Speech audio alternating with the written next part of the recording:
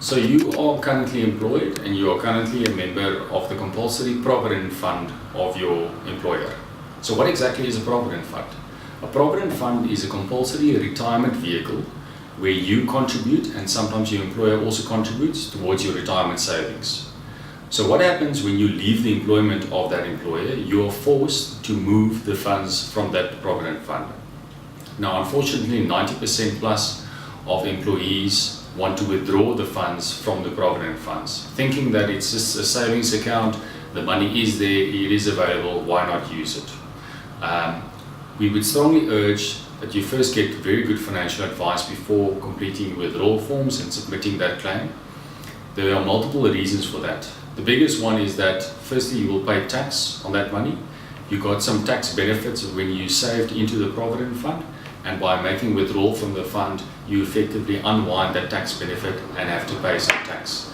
That is money that you could well have rather saved and invested for your retirement. The second more important part is that if you work for an employer for a number of years and you then decide to cash out and withdraw all the money from the provident fund, those years that you worked are effectively lost, and you will have to make that up in your subsequent working years to have sufficient money for when you retire.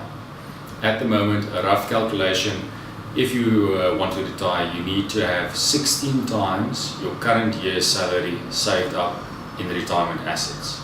That is a massive amount of money, and unfortunately that's why the vast majority of South Africans at the moment can't retire, because they haven't sufficiently secured that amount of capital.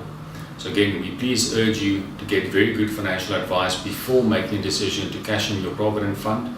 It is not just a savings account, it is specifically designed to help you save for retirement, which is at the moment from age 55 onwards.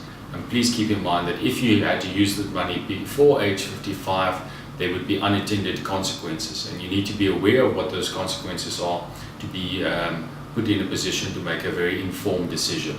So again, we urge all our clients and potential clients to get very good financial advice to make sure that they rather preserve their provident fund benefits and not cash it in.